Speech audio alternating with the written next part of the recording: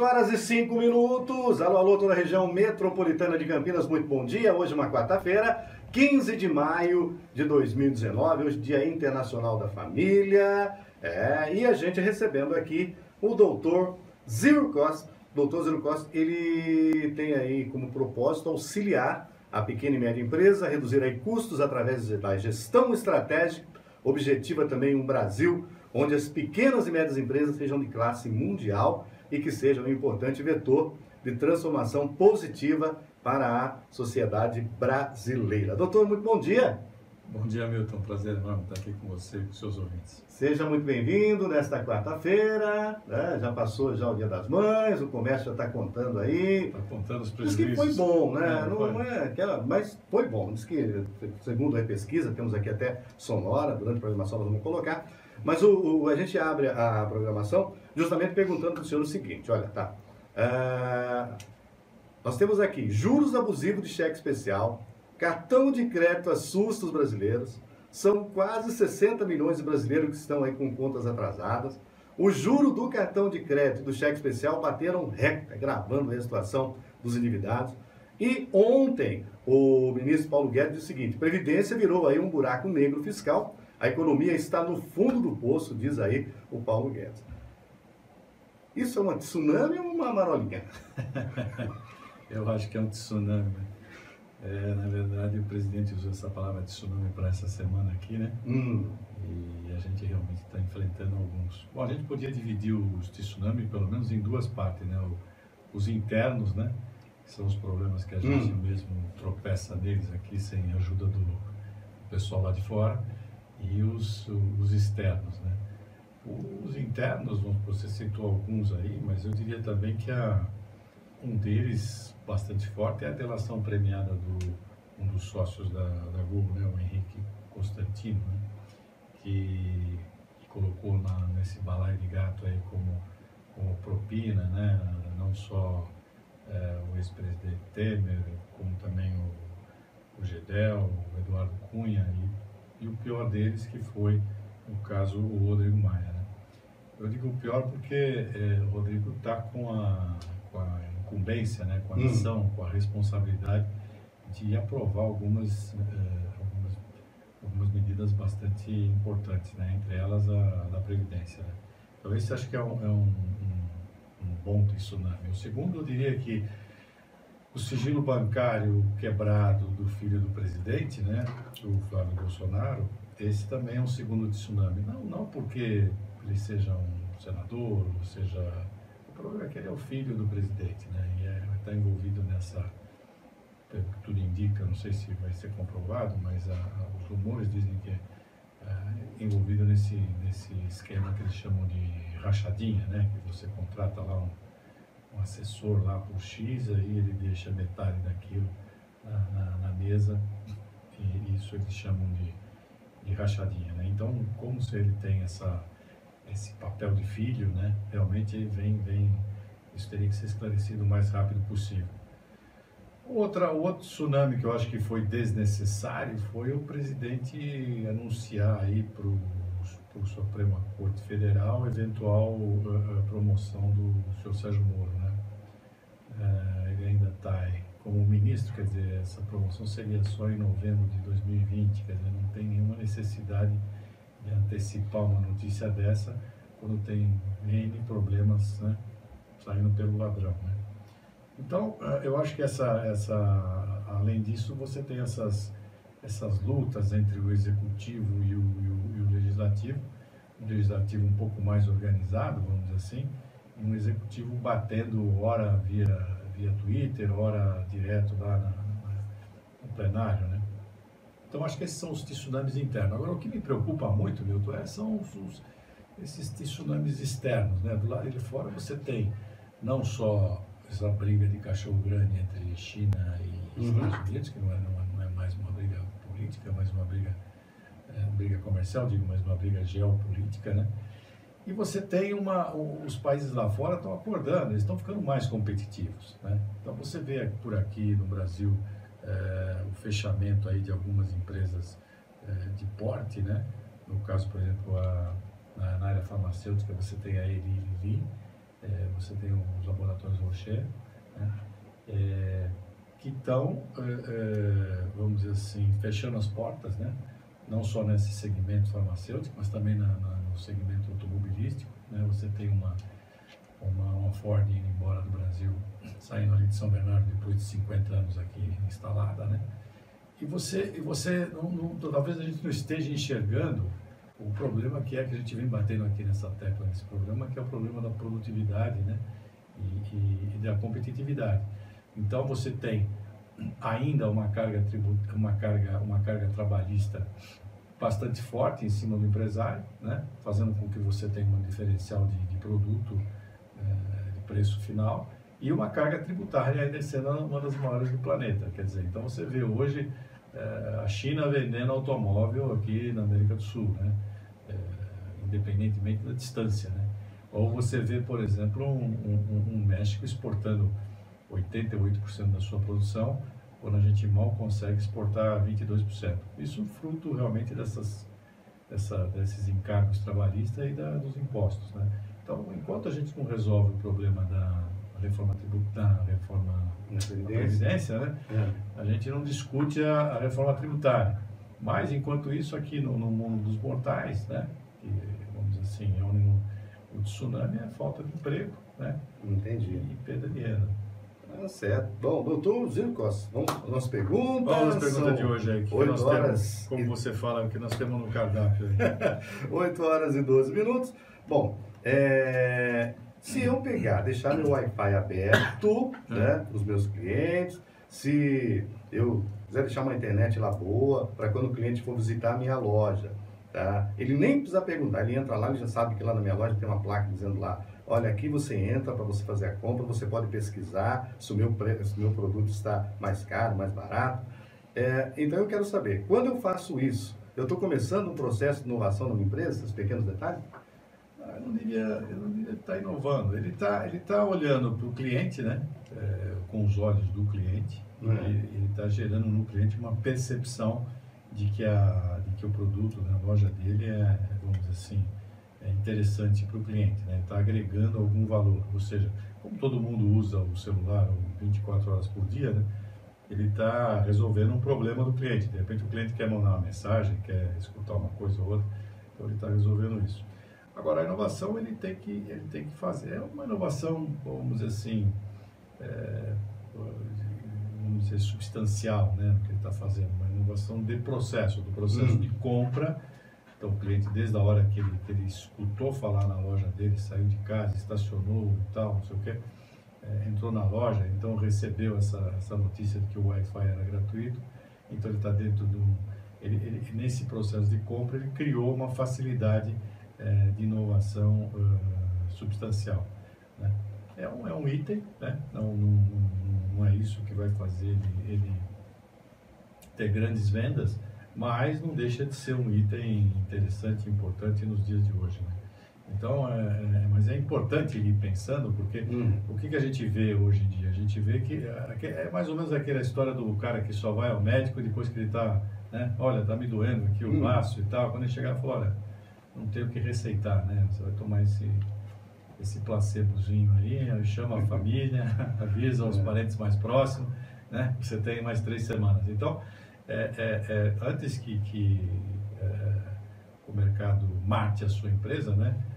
A sugestão é que você realmente mate ela antes, né? Ou seja, reconstrua esse processo e inove, porque sem inovação hoje você vai morrer. E o outro ouvinte aqui já falou assim, mas aí será que eu vou pagar mais caro na loja dele por usar o Wi-Fi? Aí já não é, aí cada um com seus problemas, né, doutor? Não deveria, né? Custo, né? Né? Facilidade. Né? Tá certo. Bom, a gente teve aqui, então, Milton, pergunta para o doutor por onde devo começar a testar as inovações. Bom, antes, porém, eu sei que para que as empresas realizem inovações, é necessário que elas, em primeiro lugar, tomem a consciência da importância de inovar no cenário competitivo vigente. Olha aí. Não, sem dúvida, que a gente falou na pergunta anterior, né? Inovar é fundamental hoje, né? Agora, por onde ele deve começar, né? Vamos dizer assim, em termos de testes, né? Ele tem que começar por aqueles clientes que ele tem mais, vamos dizer assim, afinidade, mais amizade, etc, etc. que tem melhor relacionamento, né? Por quê? Porque a inovação, vamos dizer, você está inovando, então, de repente, vamos supor, pode ter falhas no seu produto ou no seu serviço, né? Então, quem está disposto a engolir, vamos dizer assim, não dá tanta importância para essas falhas, né? Aquele cliente que você tem um relacionamento melhor. Você vai inovar, por exemplo, para um cliente que você tem pouco relacionamento, é fácil ele sair criticando o seu produto aí fora, né? E aí depois, para você reverter a situação, é complexo. Então, você tem que selecionar, né, fazer uma curva ABC dos seus clientes, ver quais que caem no bloco, né, no segmento de cliente A, selecionar alguns deles e fazer um piloto de teste e aí sim testar a sua inovação. Tá certo. Milton, o que é preciso fazer aí para mim sair? Eu leio o Nilson está falando. Milton, o que é preciso fazer para me sair da condição de empregado para empreendedor? Eu já tenho uma paixão pelo que eu faço, né? Eu já descobri que eu gosto do que eu faço, mas eu não sei como começar, eu não sei como colocar isso no papel. Gostaria da orientação do doutor aí. Como é que do empregado eu posso virar um empreendedor? Agora, essa situação de empregado, ela é interessante, porque você pode ser um empregado, mas um empregado, vamos dizer assim, um empreendedor corporativo. Eu gosto de usar essa palavra, porque dentro da empresa, mesmo sendo lá, pertencendo, né, tendo a carteira assinada e sendo um empregado, você pode ter esse espírito empreendedor, né, em qualquer nível, né? Então você pega, por exemplo, a menina do café, ela pode falar, pô, será que esse café é bom? Será que o pessoal que toma café gostou mais dessa marca, gostou mais daquela marca? Eu devo fazer um café, um pote aqui com açúcar, outro sem açúcar, né? Devo usar a xícara, por exemplo, de louça para poder não agredir a natureza, né? Em plástico, esse tipo de coisa. Então, você mesmo sendo um empregado, você pode ter o espírito empreendedor, né? E daí pode ser um pulinho para você virar um empreendedor. Você não precisa falar, pô, eu preciso sair daqui para virar um empreendedor, né? Não, qualquer função é possível. E o que está acontecendo hoje, a gente falou muito de startup, tem falado nesses programas passados, é que o próprio proprietário da empresa, o investidor, o acionista, ele enxerga isso. Muitas vezes nas grandes empresas, fala, bom, observa esse espírito empreendedor, e às vezes o empregado corporativo, o empreendedor corporativo, ele traz uma ideia e tal, e às vezes ele investe nessa ideia e dali sai um filhote, uma startup, alguma coisa do gênero. Eu acho que essa ruptura radical, eu sou empregado, eu sou empreendedor, acho que ela tem uma zona pastosa hoje aí, e era bom que o empregado enxergasse essa zona, né? Que ele tivesse, por exemplo, objetivos claros, né? Então ele tem lá os seus objetivos e como é que ele vai atingir esses objetivos, né? Então, se ele tiver esse foco, né? Qual é o meu objetivo aqui nessa função? Meu objetivo é esse aqui. O que eu tenho que entregar? Tenho que entregar isso aqui, tá bom. E como é que eu faço, né? Quais são o resultado que eu tenho que buscar, certo? Tenho que buscar isso, aí eu vou buscar isso. Quer dizer, você já sai empreendendo dentro de uma função de empregado. Começa por aí. Bom, o senhor falou aí em corporativo, né? Eu acho que a pergunta aqui vai de encontro aí. Para ser criativo, que tipo de proposta devo fazer aí para o mercado? A criatividade pode ser aí aplicada em qualquer área da vida, né? Ser criativo segundo ele diz aqui, acompanhando o programa de vocês, é o think outside the box, quer dizer, pensar fora da caixa. Pensar fora da caixa, né? Ele está certo, doutor. Esse pensar fora da caixa virou um jargão, né? Que todo mundo fala, para ser criativo você tem que pensar fora da caixa, né? Eu vou ser sincero com você, eu não sou muito fã dessa expressão, né? Porque eu acho que num país como o nosso, né? Onde você tem que fazer mais com menos, né? Pensar dentro da caixa também é uma opção, ou seja, você pega as variáveis que você tem e você fala, bom, e se eu não tivesse isso, né? Como é que eu resolveria isso, né? E se eu não tivesse aquilo, uma boa ginástica para você inovar, né? E se eu, por exemplo, perdesse meu emprego hoje, né? Como é que eu passaria o próximo mês, né? Então, se eu pensar dentro da caixa, na verdade, dentro das variáveis que tem em volta. Popular plano B, C, D, E, pensar fora da caixa é aquele negócio, e tal, eu estou conversando com você, daqui a pouco tem mais 2, 3 pessoas assistindo, daqui a pouco tem 15, 50 mil, e nós estamos pensando fora da caixa, como é que a gente estruturaria tudo isso, né?